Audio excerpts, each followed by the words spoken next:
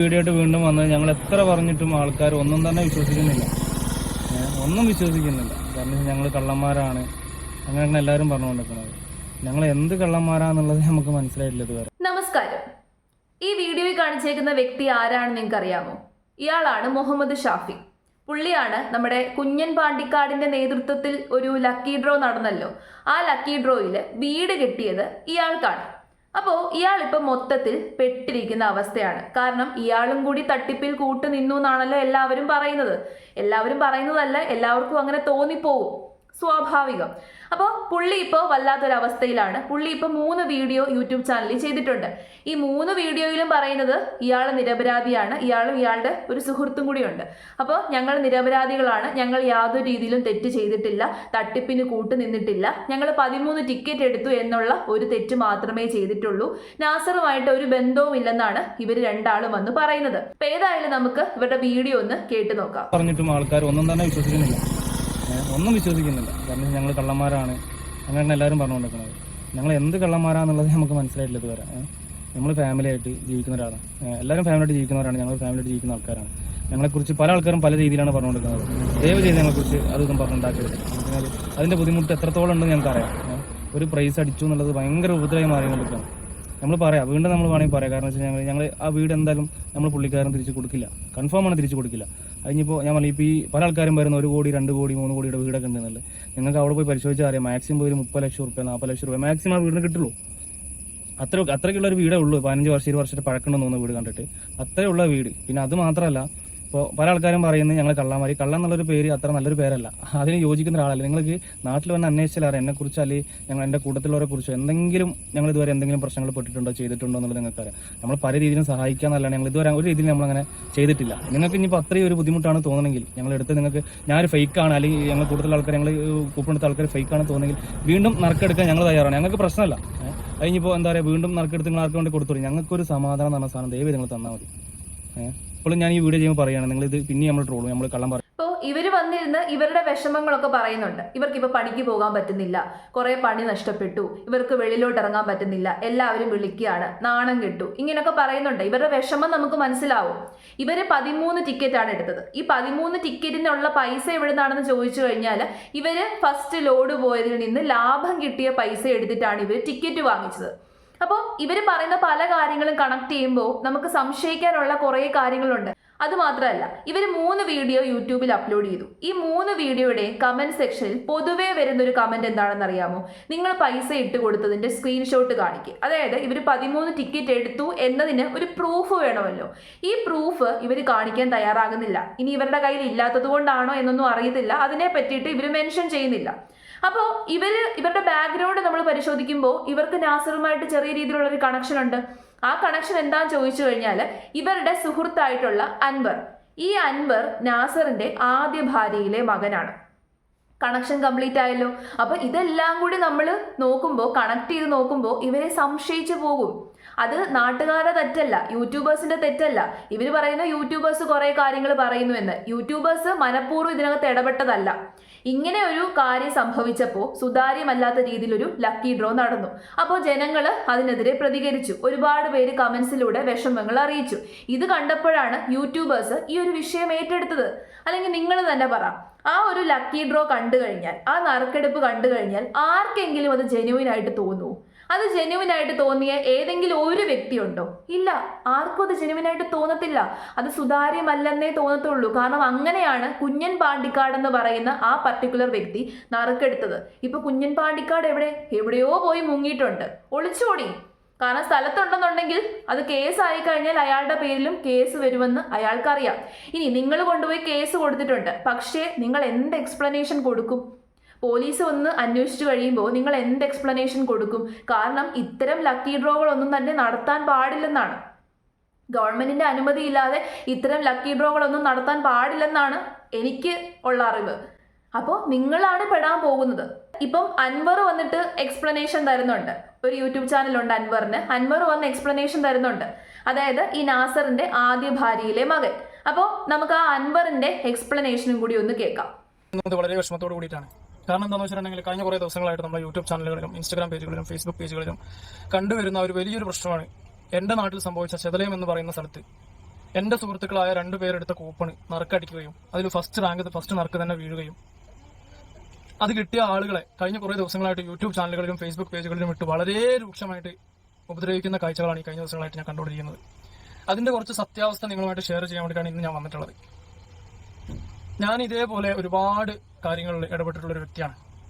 പല ആളുകളെയും വിഷമങ്ങൾ കണ്ട് സഹായിച്ചിട്ടുണ്ട്, സഹായിക്കാൻ വേണ്ടി പലയിടത്തും അഭ്യർത്ഥന ചെയ്തിട്ടുണ്ട്. പലർക്കും വേണ്ടിയിട്ട് ഞാൻ എന്റെ കൈകൊണ്ട് എന്റെ കഴിവ് കൊണ്ട് ചെയ്യാൻ കഴിയുന്ന പല കാര്യങ്ങളും പലർക്കും വേണ്ടി ഞാൻ ചെയ്തു കൊടുത്തിട്ടുണ്ട്. അത്രയാണ് ഈ ഒരു വീഡിയോ കണ്ടിട്ടും, ഈ നാസർ എന്ന് പറയുന്ന ഈ വ്യക്തിയുടെ വീഡിയോ കണ്ടിട്ടും ഞാൻ ചെയ്തത്.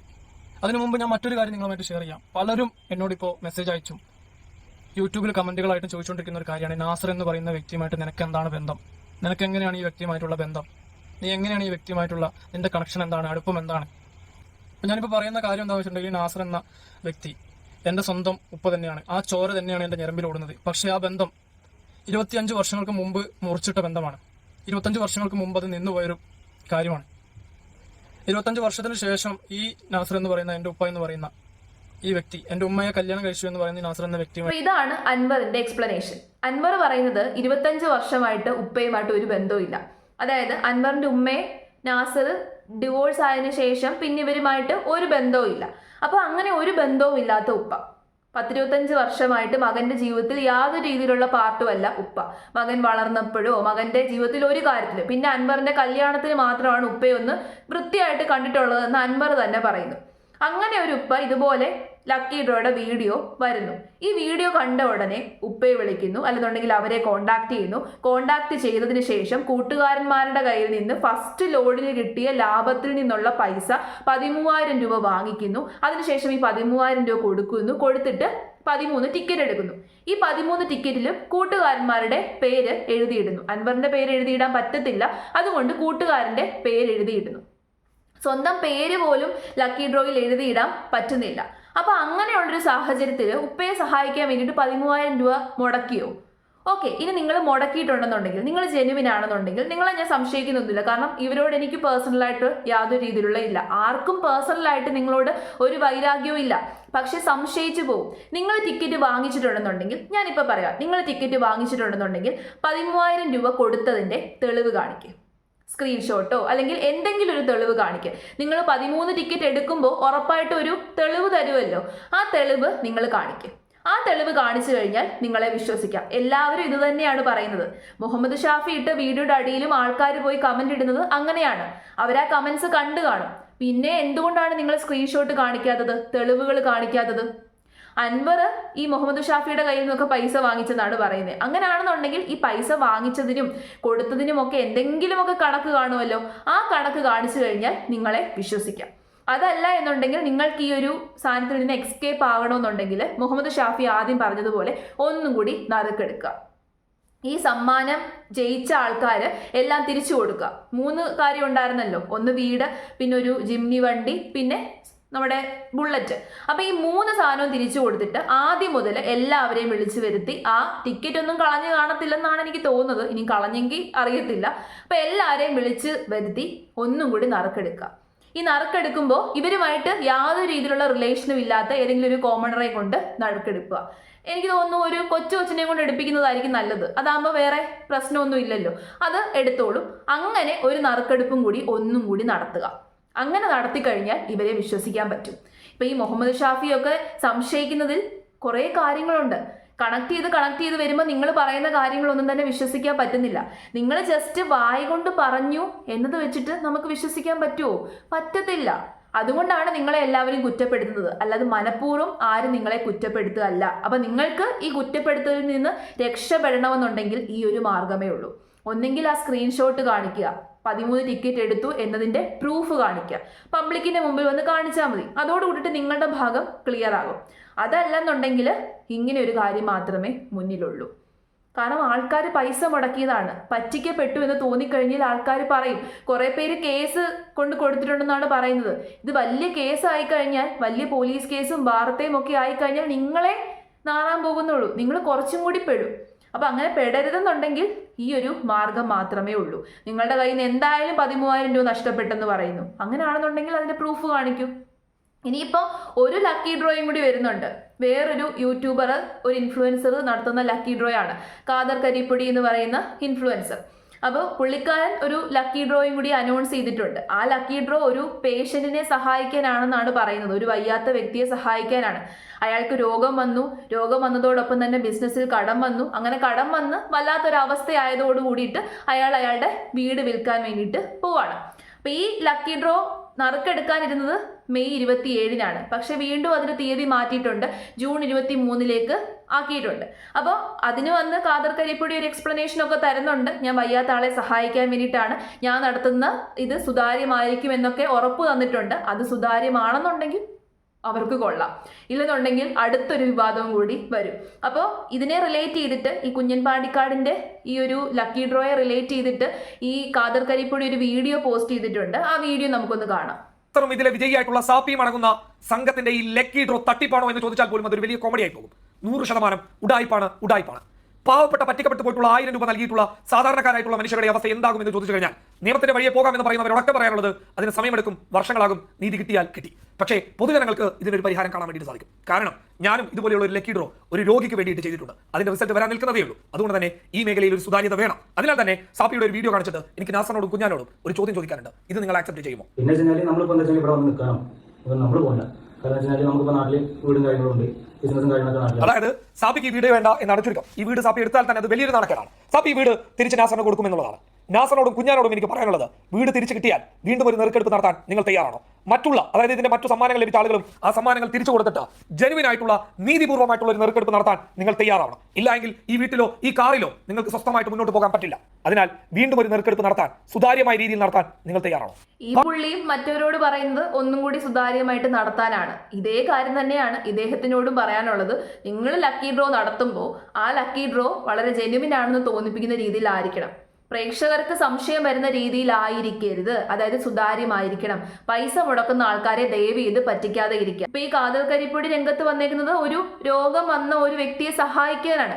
നമ്മൾ ഈ വയ്യാത്ത ആൾക്കാരെയും ഇതുപോലെ ദുരിതം അനുഭവിക്കുന്ന ആൾക്കാരെയും ഒക്കെ സഹായിക്കാൻ വേണ്ടിയിട്ട് മുന്നിട്ടിറങ്ങുന്നതിൽ ഒരു തെറ്റുമില്ല. പക്ഷേ ആ സഹായത്തിന്റെ പേരിൽ തട്ടിപ്പ് നടത്താൻ പാടില്ല. അങ്ങനെ തട്ടിപ്പ് നടത്തി കഴിഞ്ഞാൽ ആരും നിങ്ങളെ വിശ്വസിക്കത്തില്ല. കാരണം ഈ വ്യക്തിയെ സഹായിക്കണം എന്നുള്ള ഉദ്ദേശം കൊണ്ടായിരിക്കും പല ആൾക്കാരും 1000 രൂപ മുടക്കുന്നത്. അപ്പോൾ ആ നല്ല മനസ്സുള്ള ആൾക്കാരെ ഒരു കാരണവശാലും പറ്റിക്കാതെ ഇരിക്കുക. അങ്ങനെ പറ്റിച്ചു കഴിഞ്ഞാൽ ഈ ആൾക്കാർ പിന്നെ ആരെയും സഹായിക്കത്തില്ല. നമ്മൾ ഒരു തവണ പറ്റിക്കപ്പെട്ട് കഴിഞ്ഞാൽ പിന്നെ നമുക്ക് ആരെങ്കിലും സഹായിക്കാൻ വേണ്ടിയിട്ട് തോന്നുമോ? ഇല്ല. ഒരു തവണ ചൂടുവെള്ളത്തിൽ വീണ പൂച്ച പച്ചവെള്ളം കണ്ടാലും മാറി നടക്കും എന്ന് പറഞ്ഞതുപോലെ നല്ല മനസ്സുള്ളവരുടെ ആ ഒരു മനസ്സിനെ ഇല്ലാതെയാക്കാതെ ഇരിക്കുക. അതുകൊണ്ട് നിങ്ങൾ ലക്കി ഡ്രോ നടത്തുകയാണെന്നുണ്ടെങ്കിൽ അത് വളരെ സുതാര്യമായിട്ട്, ജെനുവിനായിട്ട്, ഹോണസ്റ്റ് ആയിട്ട് നടത്തുക. അല്ലാതെ പൈസ വാങ്ങിച്ചു വെച്ച് ടിക്കറ്റും വിറ്റതിന് ശേഷം നിങ്ങളുടെ ബന്ധുക്കൾക്കോ നിങ്ങളുടെ സ്വന്തക്കാർക്കോ കൊടുക്കാനാണ് ഉദ്ദേശമെന്നുണ്ടെങ്കിൽ അത് നടപടിയാകുന്ന കാര്യമല്ല.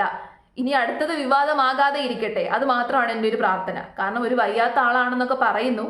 വയ്യാത്ത ആളാണെന്നുണ്ടെങ്കിൽ നമുക്ക് ഊഹിക്കാം, ഇത്തരം ഒരു രോഗാവസ്ഥയൊക്കെ വന്നു കഴിഞ്ഞാൽ അത് ഭയങ്കര ബുദ്ധിമുട്ടാണ്. അതിപ്പോൾ നമ്മുടെ വീട്ടിൽ ആർക്കെങ്കിലും ഒക്കെ വരുമ്പോഴേ നമുക്കത് മനസ്സിലാവത്തുള്ളൂ. അപ്പോൾ അയാളെ സഹായിക്കാൻ ജെനുവിനായിട്ട് ചെയ്തതാണെന്നുണ്ടെങ്കിൽ ഓക്കെ. പക്ഷേ ഈ ലക്കി ഡ്രോ എന്നൊക്കെ പറയുന്നത് എത്ര സുതാര്യമായിട്ട് നടത്തി കഴിഞ്ഞാലും ഉറപ്പായിട്ടും അതിനകത്ത് വിവാദങ്ങൾ ഉണ്ടാവും. അതങ്ങനെയാണ്. ഇപ്പൊ ഗവൺമെന്റ് നടത്തുന്ന ലോട്ടറി ടിക്കറ്റ്, അതിനകത്ത് വിവാദങ്ങൾ ഉണ്ടാവുന്നില്ലേ? ഉറപ്പായിട്ടും വിവാദങ്ങൾ ഉണ്ടാവുന്നുണ്ട്. അപ്പൊ നമ്മൾ എത്ര വിശ്വസ്തയോട് കൂടിയിട്ട് ചെയ്തു കഴിഞ്ഞാലും ഉറപ്പായിട്ടും അതിനകത്ത് വിവാദങ്ങൾ ഉണ്ടാകും. അപ്പൊ സൂക്ഷിച്ച് ചെയ്തു കഴിഞ്ഞാൽ നമ്മുടെ പേര് നഷ്ടപ്പെടത്തില്ല.